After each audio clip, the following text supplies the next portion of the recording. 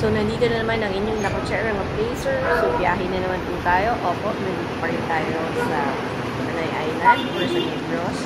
Pupunta ako ngayon sa La Carlota City. From Bacolod City to La Carlota, more than an hour away. Yung difference in layo nila. So, kaya ako dito sa may Ceres. From hotel, nag-taxi lang ako dito sa bus terminal ng Ceres. And then, meron naman ng mga diretsyong bus going to La Carlota City. So, meron akong gagawin medyo marami doon. Kaya, tara, samahan niyo ako mag-travel. Ang La Carlota City ay isa sa mga major producer ng sugarcane dito sa Negros at sa buong Pilipinas. Welcome to La Carlota City! So, ito yung plaza nila. And then right there is the Municipal Hall. So, may gagawin lang ako dito. Tapos, babalik na ulit ng Bacolod. So, ayan. Diba ang cute? Mostly, makulay talaga yung mga design dito sa Negros. Kahit sa Silay, tsaka sa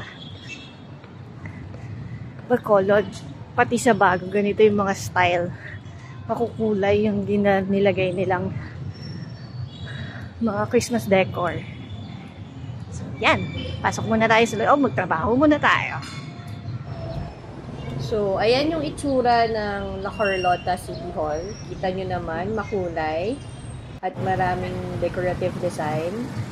And then, sa katabi niya, tawid ka lang, ay isang simbahan. So, another lumang simbahan na naman ang pupunta natin. So, nandito ako ngayon sa may La Carlota.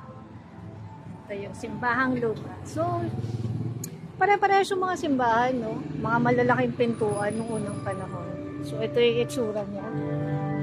Meron yatang misa or may nagsiservice yata. So, ito yung pangalan niya. Our Lady of Peace Parish, La Carlota City.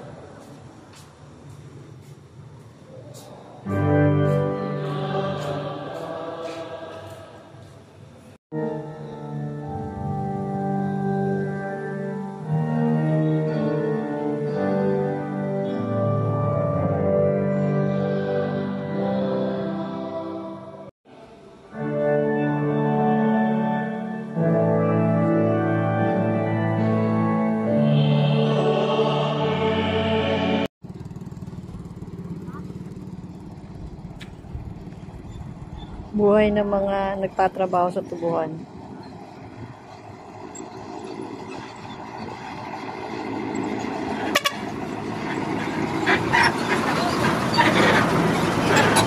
Oh my gosh! Sali ka ba? I'm done with my work. So, pauwi na ulit ako papunta Bacolod. So, nandito na naman ako sa isang tubuhan. Lahat ng nakikita nyo, isang malaking hasyenda. Yan. Pero syempre, hindi ko sasabihin kung saan to, diba? Charot lang. Pero yun lang. Yung oras na. Galas 5 na. So, yan. Balik na tayo ng Bacolod. Mga 1 hour din yung biyahe. So, yun lang. Maraming salamat. Bye-bye! So, bago ako umuwi, pabalik ng Bacolod, so, nagutom ako, kaya nakita ko yung isang kainan dito sa may La Carlota. Malapit lang siya sa munisipyo. At nakita ko ang daming kumakain, kaya sabi ko, kain muna ako.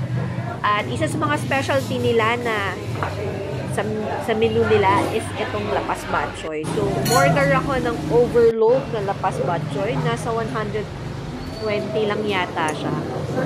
And then, binigyan nila ako ng 2 tinapay. Binigay lang yan. Kasi puto yung gusto kong kainin. Pero tinapay na lang kasi wala na daw puto. So, ayan yung itsura niya. So, ito yung lapas batchoy. Nandito ako ngayon sa La Carlota. Nagutom ako so nagmerienda ako. So, may 2 food. May 2 tinapay. And then seasoning. Hindi naman ako mahilig sa maanghang. So, yung seasoning. And then 2 bread. And then of course, soft drinks. So, ayan. Kakain muna ako. So,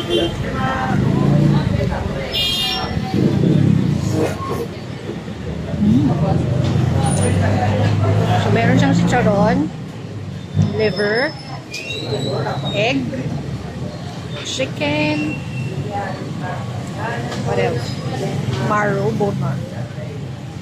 And may seasoning. Pero hindi naman ako mahilig doon. So, kain lang muna ako. Kakatapos ko lang magtrabaho. So, nakita niyo naman yung difference ng pagkain ko kanina.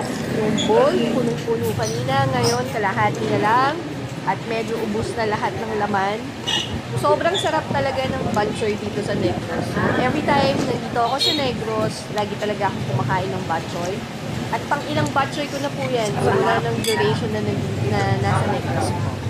At babalik na ako ng Manila in a few days kasi malapit nang matapos yung aking trabaho dito. Ilang taon na lang at pauwi na ako. So, once again, maraming salamat sa mga nanonood ng aking video at nagsusubscribe sa aking channel. So, dalawa na lang po, 100 subscribers na tayo. Thank you sa lahat na nakasubscribe at sa mga magsusubscribe pa. So, hanggang sa muli. Ito ang inyong Lakwat Sharang Appraiser na laging nagbibigay sa inyo ng mga iba-ibang lugar dito sa Pilipinas at saan man panig ng mundo. Please keep watching, subscribe, and share my videos. Ito ang inyong Lakwat Sharang Appraiser. Maraming salamat sa inyong panonood. Hanggang sa muli. Paalam!